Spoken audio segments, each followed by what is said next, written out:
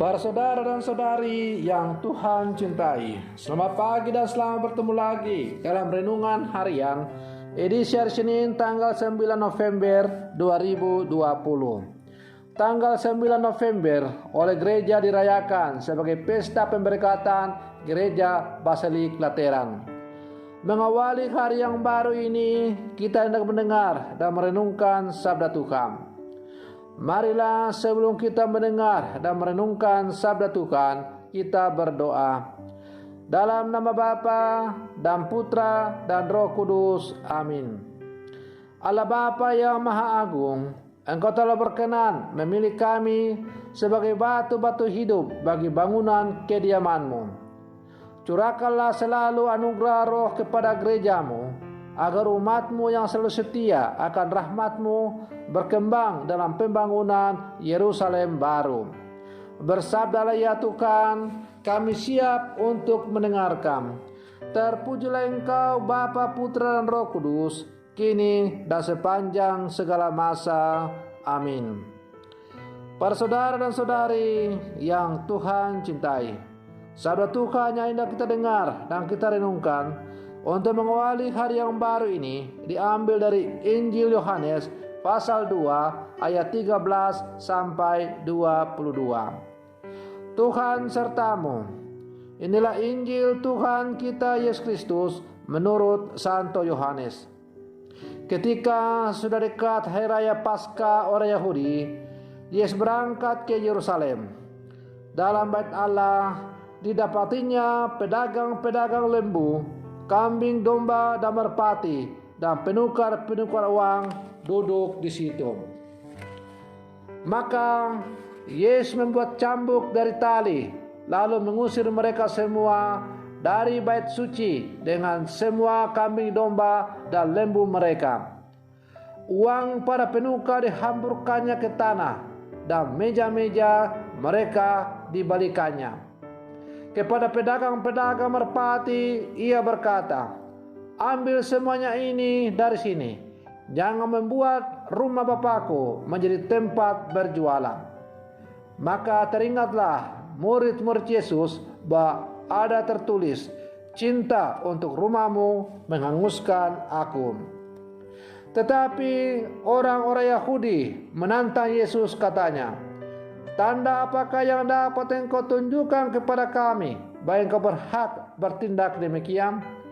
Jawab Yesus kepada mereka, "Rombaklah bait Allah ini, dan dalam 3 hari aku akan mendirikannya kembali." Lalu kata orang Yahudi kepadanya, 46 tahun orang mendirikan bait Allah ini, dan engkau dapat membangunnya dalam 3 hari? Tetapi yang dimaksudkan Yesus dengan bait Allah ialah tubuhnya sendiri. Sesudah Yesus bangkit dari antara orang mati, barulah teringat oleh murid-muridnya bahwa hal itu telah dikatakannya.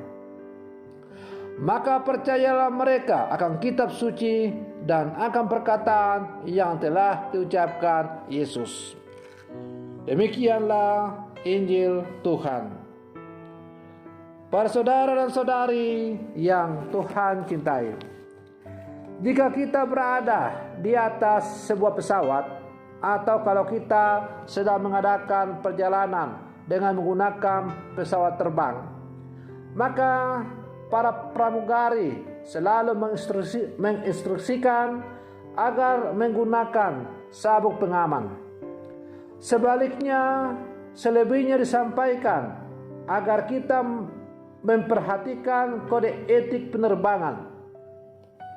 Pengabaian terhadap perintah dan larangan ini akan menyebabkan bahaya yang sangat serius, karena dapat menyebabkan terganggunya penerbangan, bahkan bisa membawa dampak pada keselamatan penerbangan.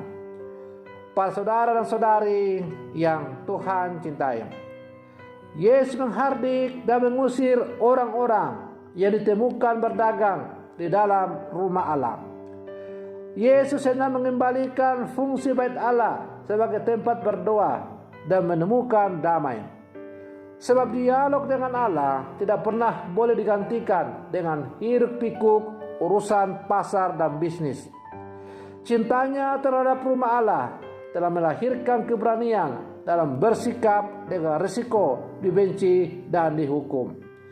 Cinta untuk rumahmu menghanguskan aku. Para saudara dan saudari yang Tuhan cintai, sebagai murid-murid Yesus yang hidup di zaman sekarang, kita hidup pada era pasar bebas, pada zaman di mana semua serba mengalami kemajuan. Pada era ini segala sesuatu bergerak, barang, jasa, uang, dan manusia ikut bergerak melintasi batas-batas negara dan bahkan dapat memasuki ruang-ruang privat, misalnya gereja. Karena itu kita diajak untuk memilah secara jelas mengenai fungsi dan manfaat ruang yang publik, mana ruang yang termasuk ruang publik, termasuk memperhatikan kegunaan dari sarana dan peribadatan agar digunakan sesuai dengan maksud dan tujuannya. Para saudara dan saudari yang Tuhan cintai, tubuh kita pun merupakan bait Allah yang perlu diperhatikan dan dijaga. Sebab tubuh kita pun diciptakan secitra dengan Allah. Karena itu tepatlah kata-kata Rasul Paulus yang mengatakan, tidak tahukah kamu bahwa tubuhmu adalah bait Allah, kediaman Roh Kudus?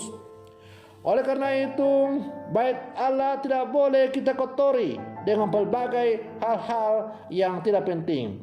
Bait Allah tidak boleh kita kotori dengan berbagai kegiatan-kegiatan duniawi yang pada akhirnya akan membuat fungsi dari bait Allah itu akhirnya menjadi kabur. Tetapi terutama diri kita, tubuh kita sebagai bait Allah yang kudus, tempat kediaman Roh Kudus, tidak boleh kita kotori oleh berbagai macam kecemaran-kecemaran dosa ini. Para saudara dan saudari yang Tuhan cintai, maka marilah dalam kehidupan kita sehari-hari kita berjuang untuk selalu menjaga kesucian rumah Tuhan. Bukan hanya kesucian rumah Tuhan secara fisik, tetapi terutama rumah Tuhan dalam arti rohani ialah hidup kita sebagai orang-orang percaya. Semoga kita semakin layak disebut sebagai murid-murid Yesus yang sejati yang hidup di zaman sekarang. Semoga demikian. Selamat pagi, Tuhan Yesus memberkati.